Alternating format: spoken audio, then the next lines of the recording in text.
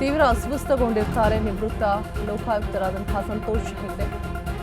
Vomit ಮಾಡಿಕೊಂಡಿರ್ತಾರೆ. ತಕ್ಷಣ ಮನೆಗೆ ಹೊರಟಂತಹ justice Santosh Hegde stage ಇಂದ ಹೊರಡುವಾಗ ಕುಸಿದು ಬಿದ್ದಿರ್ತಾರೆ. ಸ್ಥಳದಲ್ಲಿ ಸಿಪಿಆರ್ ಮಾಡಿದಂತಹ ವೈದ್ಯ ರಮೇಶ್ ಬಾಬು ಅಲ್ಲೇ ಸಿಪಿಆರ್ ಅನ್ನು ಕೂಡ ಮಾಡ್ತಾರೆ. ಆಸ್ಪತ್ರೆಗೆ ಕರೆದೊಯ್ಯೋದಕ್ಕೆ ಸ್ಥಳದಲ್ಲಿ ಆಂಬ್ಯುಲೆನ್ಸ್ ಕೂಡ ಇರೋದಿಲ್ಲ. ಸೊ ಅಲ್ಲೇ ಸಿಪಿಆರ್ನ ಮಾಡಿಬಿಟ್ಟು ಸ್ಪೀಕರ್ ಖಾದರ್ ಅವರ ಕಾರಲ್ಲಿ ಹಾಸ್ಪಿಟಲ್ಗೆ ರವಾನೆ ಮಾಡಲಾಗುತ್ತೆ. ಕೂಡ ಸದ್ಯ ಸಂತೋಷ್ ಅವರ ಆರೋಗ್ಯ ಸ್ಥಿರವಾಗಿದೆ, ಯಾವುದೇ ತೊಂದರೆಗಳು ಇಲ್ಲ ಅನ್ನುವಂಥದ್ದು ಕೂಡ ವೈದ್ಯರು ತಿಳಿಸಿಕೊಂಡಿದ್ದಾರೆ. ಸಂತೋಷ್ ಹೆಗಡೆಗೆ ಯಾವುದೇ ರೀತಿಯಾದಂತಹ ತೊಂದರೆ ಇಲ್ಲ, ಔಟ್ ಆಫ್ ಡೇಂಜರ್ ಅಂತ ಹೇಳಿದ್ದಾರೆ. ಆಸ್ಪತ್ರೆ ಬಳಿ ಮಾಹಿತಿ ನೀಡಿದಂತಹ ಸ್ಪೀಕರ್ ತೀವ್ರ ಅಸ್ವಸ್ಥಗೊಂಡಿರ್ತಾರೆ. ವೇದಿಕೆಯ ಮೇಲೆಯೇ ಕುಸಿದು ಬಿದ್ದಿರ್ತಾರೆ. ನಿವೃತ್ತ ಲೋಕಾಯುಕ್ತರಾದಂತಹ ಸಂತೋಷ್ ಹೆಗ್ಡೆ. ಸೊ ವಾಮಿಟಿಂಗ್ ಕೂಡ ಆಗ್ತಾ ಇರುತ್ತೆ. ಸಡನ್ಲಿ ಮನೆಗೆ ಹೋಗಬೇಕು ಅಂತ ಹೇಳ್ಬಿಟ್ಟು ಮನೆಗೆ ತೆರಳುವಕ್ಕೆ ಮುಂದಾಗ್ತಾರೆ. ಸೊ ಆಗ ಸ್ಥಳದಲ್ಲಿಯೇ ಡಾಕ್ಟರ್ CPR ಅನ್ನು ಮಾಡಿಬಿಟ್ಟು ಡಾಕ್ಟರ್ ರಮೇಶ್ ಬಾಬು ಅಲ್ಲಿನೇ ತುರ್ತು ಚಿಕಿತ್ಸೆಯನ್ನು ಕೊಟ್ಬಿಟ್ಟು ಸೊ ಸಡನ್ ಆಗಿ ಹಾಸ್ಪಿಟಲ್ಗೆ ಕೂಡ ಕರ್ಕೊಂಡು ಹೋಗಲಾಗುತ್ತೆ. ಸ್ಪೀಕರ್ ಖಾದರ್ ಅವರ ವಾಹನದಲ್ಲಿ ಆಸ್ಪತ್ರೆಗೆ ಸಂತೋಷ್ ಹೆಗ್ಡೆ ಅವರನ್ನ ಕರ್ಕೊಂಡು ಹೋಗಿ ಅಲ್ಲಿ ಚಿಕಿತ್ಸೆಯನ್ನು ನೀಡಲಾಗುತ್ತೆ. ಸೊ ಶುಗರ್ ಲೆವೆಲ್ ಏನಿದೆ ಅದು ಕಡಿಮೆ ಆಗಿದೆ. ಸೊ ಹಾಗಾಗಿ ಅಸ್ವಸ್ಥರಾಗಿದ್ದಾರೆ ಅಂತ ಕೂಡ ಹೇಳಿದ್ದಾರೆ. ಯಾವುದೇ ರೀತಿಯಾದಂತಹ ತೊಂದರೆ ಇಲ್ಲ, ಔಟ್ ಆಫ್ ಡೇಂಜರ್ ಹೀಸ್ ಅಂತ ಕೂಡ ಗೊತ್ತಾಗಿರುವಂಥದ್ದು. ಸೊ ಅಭಿಮಾನಿಗಳಲ್ಲಿ ಆತಂಕ ಕೂಡ ಹೆಚ್ಚಾಗಿರುತ್ತೆ, ಏನಾಯಿತು ಸಡನ್ಲಿ ಅಂತ ಹೇಳ್ಬಿಟ್ಟು. ಸೊ ಫೈನಲಿ ಯಾವುದೇ ತೊಂದರೆಗಳಿಲ್ಲ ಅನ್ನುವಂಥದ್ದನ್ನು ಡಾಕ್ಟರ್ ತಿಳಿಸಿರುವಂಥದ್ದು. ಸ್ಟೇಜಲ್ಲಿ ಅವ್ರು ಸ್ಪೀಚ್ ಕೊಡಬೇಕಾಗಿತ್ತು. ಸ್ವಲ್ಪ ಸ್ಲೋ ಆಗಿ ಅವ್ರು ಸ್ಪೀಚ್ ಕೊಡ್ತಾ ಇದ್ರು. ಅದಾದ ನಂತರ ಅವ್ರು ಹೋಗಿ ಸೀಟಲ್ಲಿ ಕೂತ್ಕೊಳ್ಳುವಾಗ 2 ಸತಿ ವಾಮಿಟ್ ಮಾಡಿದ್ರು. ಅದು ವಾಮಿಟಿಂಗ್ ಅವರು ಟ್ರಿಕಲ್ ಆಗ್ತಾ ಇತ್ತು. ಹಾಗೆ ಅವ್ರಿಗೇನೋ ಅನ್ಕಂಫರ್ಟಬಲ್ ಆಗಿ ಸ್ಟೇಜ್ ಮೇಲೆ ವಾಮಿಟ್ ಮಾಡಿಕೊಂಡು wanted to go out of the stage ಅಂತೆ. ಅಲ್ಲಿ ಹೋಗುವಾಗ ಕೊಲಾಪ್ಸ್ ಆಗ್ತಾ ಇದ್ರು. ನಮ್ಮ ಸ್ಕೌಟ್ನವರು ಇಮಿಡಿಯೇಟ್ಲಿ ಅವ್ರಿಗೆ ಸಪೋರ್ಟ್ ಮಾಡಿ ಅವ್ರನ್ನ ನಿಧಾನವಾಗಿ ಕಡೆ ಕೂರಿಸಿದ್ರು. ಅದೊಂದು ಒಳ್ಳೆ ಇದಾಯ್ತು. ನಂತರ ಅವರು ಕೂರುವಾಗಲೇ ಅರೆಸ್ಟ್, ಮೈಂಡಾಗಿ ಅರೆಸ್ಟ್ ಆಗ್ತಿದ್ರು. So where there was no pulses ಏನು ಇರಲಿಲ್ಲ. ಅದು ಸೊ ಇಮಿಡಿಯೇಟ್ಲಿ ಖಾದರ್ ಬಾಯ್ ಬಂದ್ಬಿಟ್ಟು ಇಮಿಡಿಯೇಟ್ ಆಗಿ ಅವ್ರನ್ನ ಎತ್ತಿದ್ರು, ಇದು ಮಾಡಿದ್ರು.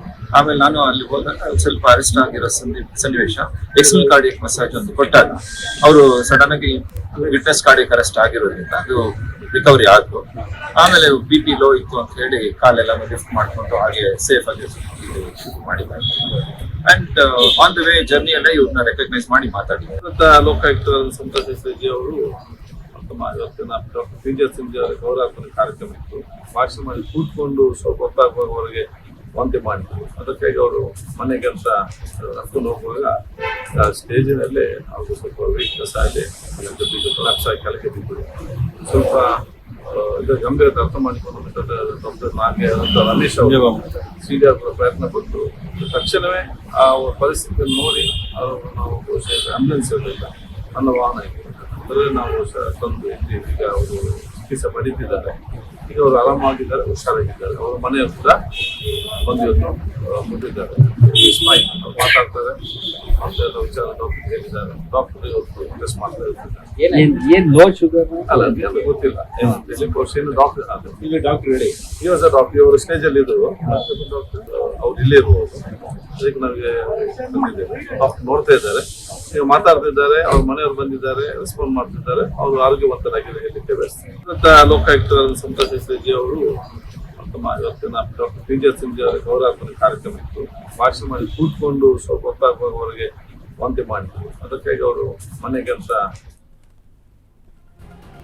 ನೋಡ್ತಾ ಇರ್ಬೋದು. ವೇದಿಕೆಯ ಮೇಲೆ ಸಡನ್ ಆಗಿ ಸುಸ್ತಾಗ್ಬಿಟ್ಟು ಕೆಳಗಡೆ ಬೀಳ್ತಾರೆ, ಅಸ್ವಸ್ಥರಾಗ್ತಾರೆ. ಸೊ ಸಡನ್ಲಿ ವಾಮಿಟ್ ಕೂಡ ಆಗ್ತಾ ಇರುತ್ತೆ. ಮತ್ತು ಸ್ಪೀಚ್ ಮಾಡುವಂತಹ ಸಂದರ್ಭದಲ್ಲಿ ತುಂಬ ಲೋ ವಾಯ್ಸಲ್ಲಿ ಸ್ಪೀಚ್ ಕೊಡ್ತಾ ಇರ್ತಾರೆ ಅಂತಲೂ ಕೂಡ ಹೇಳಿದ್ರು.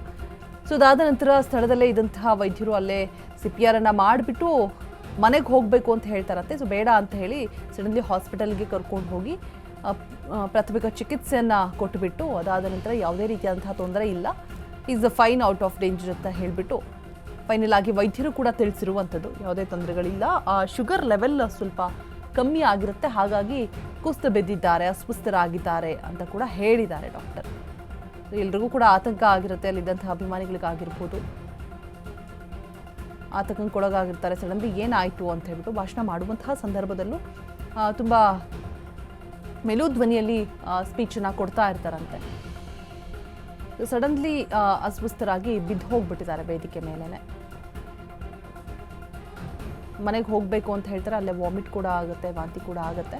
ಸೊ ಸಡನ್ನಾಗಿ ಹಾಸ್ಪಿಟಲ್ಗೆ ಮೂವ್ ಮಾಡಿಸ್ತಾರೆ. ಸ್ಟೇಜಿಂದ ಹೊರಡಬೇಕಾದಂಥ ಸಂದರ್ಭದಲ್ಲಿ ಅಲ್ಲೇ ಕುಸಿದು ಬಿದ್ದಿರುವಂಥದ್ದು.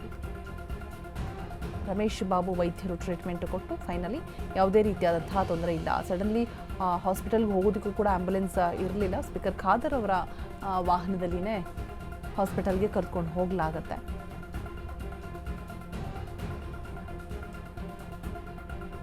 ಎಲ್ಲ ಕುಟುಂಬಸ್ಥರು ಕೂಡ ಆಸ್ಪತ್ರೆಗೆ ದೌಡಾಯಿಸಿದ್ದಾರೆ ಸಮಸ್ಯೆ ಆಗಿದೆ ಅಂತ ಗೊತ್ತಾದ ತಕ್ಷಣ. ಸೊ ಯಾವುದೇ ರೀತಿಯಾದಂಥ ಪ್ರಾಬ್ಲಮ್ ಇಲ್ಲ, ಔಟ್ ಆಫ್ ಡೇಂಜರಸ್ ಅಂತ ಹೇಳ್ಬಿಟ್ಟು ವೈದ್ಯರು ಫೈನಲ್ ಆಗಿ ಹೇಳಿರುವಂಥದ್ದು. ಆಸ್ಪತ್ರೆಯ ಬಳಿನೇ ಮಾಹಿತಿಯನ್ನು ಕೊಟ್ಟಿದ್ದಾರೆ ರಮೇಶ್ ಬಾಬು.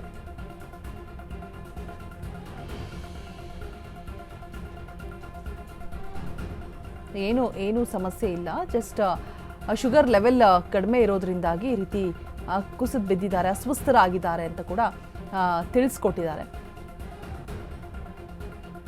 ಸೊ ಈಗ ಈ ಸಮ್ಮರ್ ಡೇಸ್ ಆಗಿರ್ಬೋದು, ಮತ್ತು ಬಿಸಿಲು ಹೆಚ್ಚಾಗಿ, ಮತ್ತು ಶುಗರ್ BP ವೇರಿಯೇಷನ್ಸ್ ಆಗ್ತಾನೆ ಇರುತ್ತೆ. ಸೊ ಅಬೌವ್ 40 ಇಯರ್ಸ್ ಆದಮೇಲೆ ಈ ರೀತಿಯಾಗಿ ವೇರಿಯೇಷನ್ಸ್ ಸಿಕ್ಕಾಪಟ್ಟೆ ಕಾಣಿಸುತ್ತೆ. ಇತ್ತೀಚಿನ ದಿನಗಳಂತೂ ಮಕ್ಕಳಲ್ಲೂ ಕೂಡ ಅತಿ ಹೆಚ್ಚಾಗಿ ಕಾಣಿಸ್ಕೊಳ್ತಾ ಇದೆ. ಸೊ ಏನಪ್ಪ ಅಂತ ಹೇಳಿದ್ರೆ, ಯಾವಾಗಲೂ ಕೂಡ ಒಂದು ಚಾಕ್ಲೇಟ್ ಪೆಪ್ಪರ್ಮೆಂಟ್ಸ್ ಅಂತ ಏನು ಹೇಳ್ತಾರೆ, ಅದನ್ನು ಜೇಬಲ್ಲಿ ಇಟ್ಕೊಂಡಿರಬೇಕು. ಈ ಶುಗರ್ ಲೆವೆಲ್ ಡೌನ್ ಆದಂತಹ ಸಂದರ್ಭದಲ್ಲಿ, ಅಥವಾ ಏನೋ ಸುಸ್ತಾಗ್ತಾ ಇದೆ ಅನ್ನುವಂಥ ಒಂದು ಸಂದರ್ಭದಲ್ಲಿ ಆ ಚಾಕ್ಲೇಟ್ನ ಬಾಯಲ್ಲಿ ಹಾಕ್ಕೊಂಡ್ರೆ ಒಂದು ಸ್ವಲ್ಪ ಸುಧಾರಿಸ್ಬೋದು ಅಂತ ಹೇಳ್ತಾರೆ. ವೈದ್ಯರು ಕೂಡ ಇದನ್ನೇ ಹೇಳ್ತಾರೆ. ಯಾವಾಗಲೂ ಈ ರೀತಿ ಏನಾದರೂ ಸಮಸ್ಯೆ ಇರುವಂಥದ್ದು, BP ಶುಗರ್ ಸಮಸ್ಯೆ ಇರುವಂಥವ್ರು ಚಾಕ್ಲೇಟನ್ನು ಯಾವಾಗಲೂ ಜೇಬಲ್ಲಿ ಇಟ್ಕೊಂಡಿರಿ ಅಂತ ಡಾಕ್ಟರ್ಸ್ ಕೂಡ ಸಜೆಷನ್ಸ್ ಕೊಡ್ತಾರೆ ಇದೇ ರೀತಿಯಾಗಿ.